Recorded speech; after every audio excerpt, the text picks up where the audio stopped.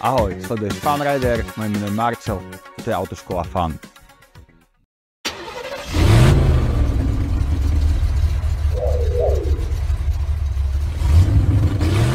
Takže ahojte naši milovaní diváci, dneska si rozoberieme ďalšiu zapeklitú situáciu na ceste a to bude odťah vozidla.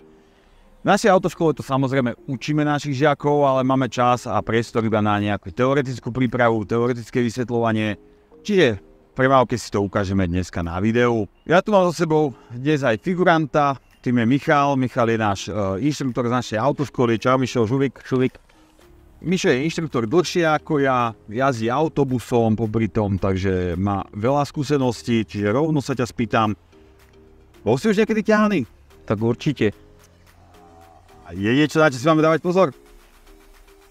Tak určite. Aha, sakra. A zákon nám o tom niečo hovorí? Tak určite. No dobre. To zabavím. Povedz nám, čo nám o tom hovorí zákon. Čiže maximálna povolená rýchlosť je 60 km za hodinu. Vozidlo aj vodič musia spĺňať určité kritéria, aby mohli ísť do premávky. Čiže vozidlo musí mať platnú STK a emisnú, musí mať funkčné riadenie a brzdy a šofér musí mať pri sebe platné doklady, tak aby mohol danú kategóriu vozidla šoférovať a nesmie byť pod vplyvom návykových látok. Po diaľnici sa môžeme či nemôžeme ťahať, lebo na diaľnici je to tak, že buď na najbližšie parkovisko alebo najbližším výjazdom smiete výjsť. Dobre, a tá STK emisná, chápem, a keď nám nefungujú svetlá v aute, alebo máme pokazené napríklad dobíjanie? Keď nefungujú, tak sa môžu použiť prídavné svetla, vpredu biele, vzadu červené svetla. Aby bolo viditeľné to vozidlo. Hej, pre úplnosť stačí, keď to funguje takto za znížené viditeľnosti, cez deň nemusíme, že? Áno, tak určite. Dobre, k tomu vodičovi, tam si nám vravel, že musí mať platné doklady, to znamená čo? Platné doklady, čiže musí mať vodičské oprávnenie na danú kategóriu vozidla. Aha, čiže keď idem ťahať auto, nestačí, že som motorkár? Musíš mať vodičský aj na vozidlo. Dobre. Čiže je dôležité si povedať ešte niečo o lanách. Ja tu vidím dva nápisy, čiže 4 m a 3000 kg. Lana podľa zákona musia mať minimálne 2,5 metra a maximálne 6 metrov. Nesmieme na ťahanie vozidla použiť lano, ktoré nie je na to určené. A takisto by sme si mali skontrolovať, do koľko kilogramov takéto lano je dimenzované, aby sa nám nestalo, že vy budete ťahať vozidlo, ktoré má 3 tony alebo 2,7 tony, lanom, ktoré je určené iba na 1,5 tony. Čiže takéto lano riskujete, že sa nám roztrhne počas jazdy a vznikne nebezpečná situácia na ceste. Okay.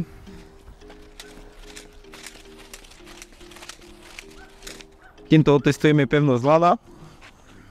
Skúsi aj ty, daj si rozsvičku.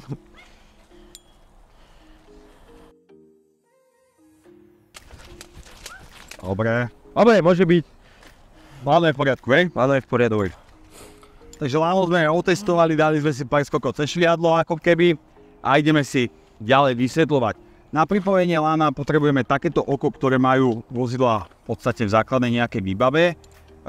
Na moje vozidlo pôjdeme sem dopredu, druhé vozidlo má zo spodu tiež podobné oko. Je fajn, keby sme zabezpečili, aby ťahané vozidlo bolo ľahšie ako to vozidlo, ktoré ho ťahá. V našom prípade sa to nedá zabezpečiť, máme slabšie, menšie vozidlo, ale hádam to nejak zvládneme, takže poďte na to, ukážem vám, ako toto namontujeme. Takto si to otvorím, vopchám a len pekne našrobujem. Niektoré vozidlá som sa stretol, že majú toto šrobenie do opačnej strany, čiže je tam opačný závid. Čiže pokiaľ vám nejde zašrobovať, skúste do druhej strany, možno sa to poddá. Zapínanie lana, my tu máme takéto špeciálne háky, ktoré slúžia presne na toto, majú tú poistku, aby sa vám neuvoľnilo to lano. Len ho takto zacvaknem a ono by to malo vydržať. Dôležité je vždy si zapnúť prvé to vozidlo, ktoré sa bude ťahať, lebo to vám väčšinou pokazené niečo a to druhé auto si viete doštelovať tak, aby bolo dostatočne blízko. Hej. Pokiaľ vám nedočiahne lano, tak si cúvnem to auto späť a zapnem.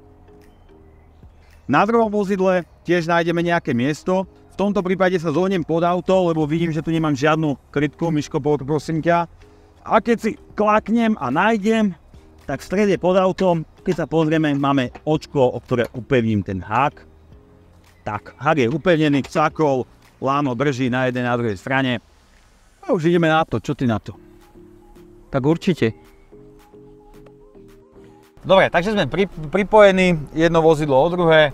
Budem ja ťahaný, čiže budem v zadnom vozidle. Ten, ktorý je vzadu, to má trošku zložitejšie, trošku ťažšie, lebo je zodpovedný za to, aby bolo lano stále napnuté, čo si ukážeme za chvíľočku počas jazdy.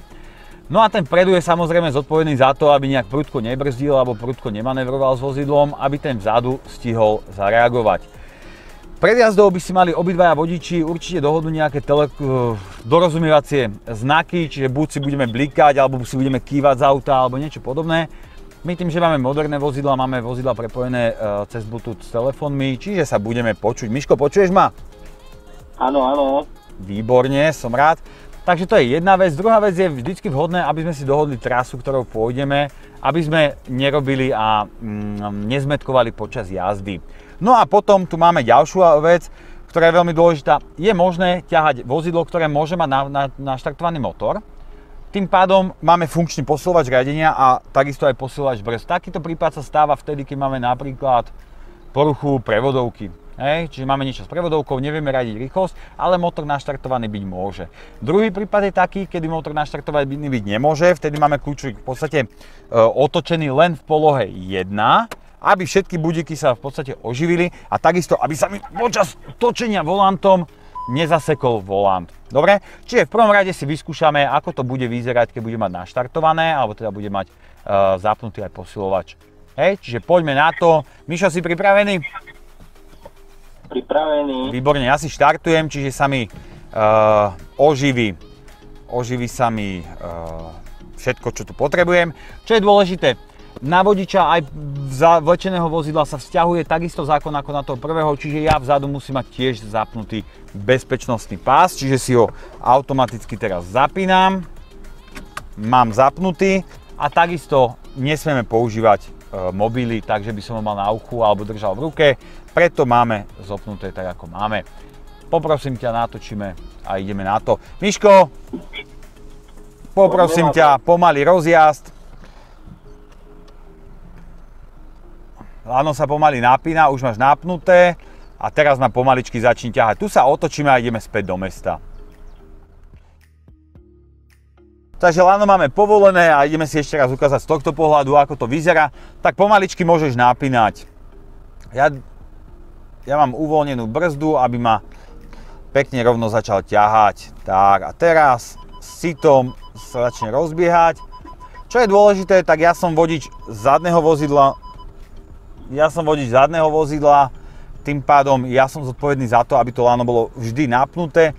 Keď sa mi stane, že sa jemu takto povolí to lano, ako teraz kvôli tomu, že preradzoval, musím sa snažiť čo najjemnejšie pribrziť to auto, aby to lano bolo fakt takto stále napnuté. Vidíte, zase preradil, čiže zase ja jemnučko pribrzdím, aby lano bolo stále napnuté. Keby som ja nedržal brzdu, tak ako ju teraz držím celý čas, jemnučko držím brzdu, tak aby lano nikdy nebolo povolené. Keby som ho povolil, tak pri jazde dole kopcom ja ho trošku dobehnem a následne on tým, že by pridal, by nás strhlo. Skúsime si to ukázať. Čiže Mišo, uber plyn, prosím ťa. Teraz pridaj. Hej, a teraz nás strhlo. Čiže môže sa stať, že pri takomto škubnutí sa nám lano roztrhne. Čiže vždy sa zadný vodič snaží držať lano našponované, tak aby tá jazda bola stále tak, ako ide teraz. Je síce pravda, že tie brzdy trošku trpia, ale tú chvíľku to zvládne vozidlo. OK?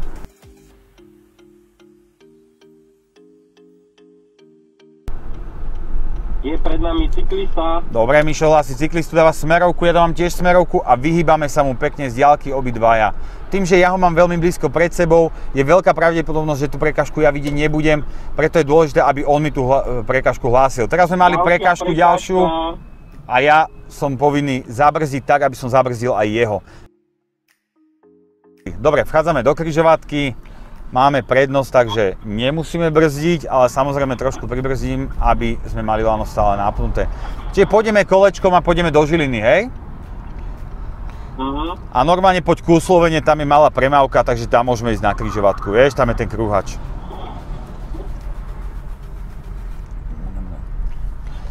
Čo je dôležité, tak niektorí vodiči používajú výstražné svetlá, to znamená výstražnú funkciu smerových svetiel na to, aby upozornili ostatných vodičov na to, že tu máme nejakú špeciálnu situáciu, teda že máme poruchu. Toto sa samozrejme neodporúča, výstražné svetlá sa používajú vtedy, keď tvoríme prekážku cestnej premávky. My sme momentálne v pohybe, netvoríme prekážku. Je dôležité, aby vodič za mnou vedel, do ktorého smeru my chceme ísť, čiže ja tie smerovky potrebujem používať na udávanie smeru, alebo teda na oznamovanie smeru, ktorým ideme. No, láno máme stále krásne našponované, vidno, že mám v tomto prax. Tak, výborne. Prichádzame do križovatky, z diaľky vidím stopku.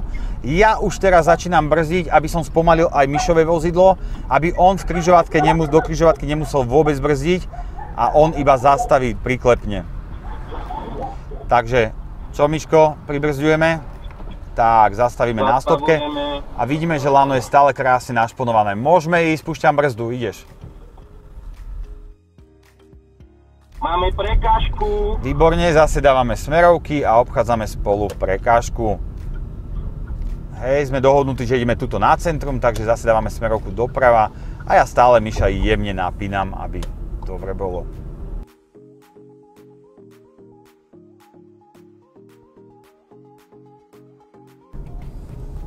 Čiže pôjdeme doprava, pomaličky pozeráme späťaky. Obidvaja musíme dávať prednosť, takže poďme pomalinky tam, kde treba.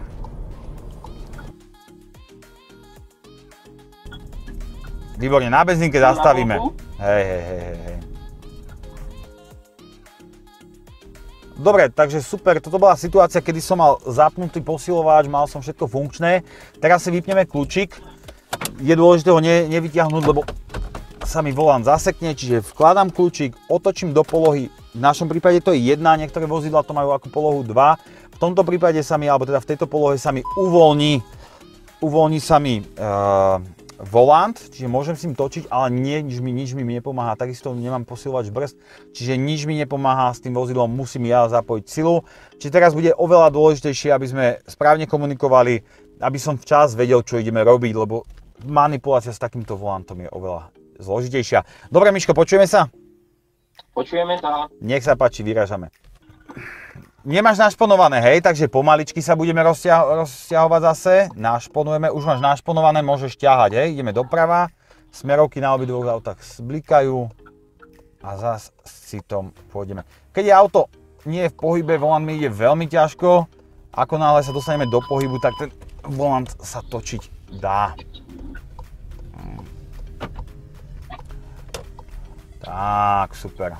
Krásne preradenie. Ani necuklo s tým lanom. To je profik. Tak. Otočíme sa na kruhovom objazde a ideme preč. Keďže simulujeme túto jazdu, nemáme pokazené vozidlo, tak môžeme si dovoliť sa voziť kade tade.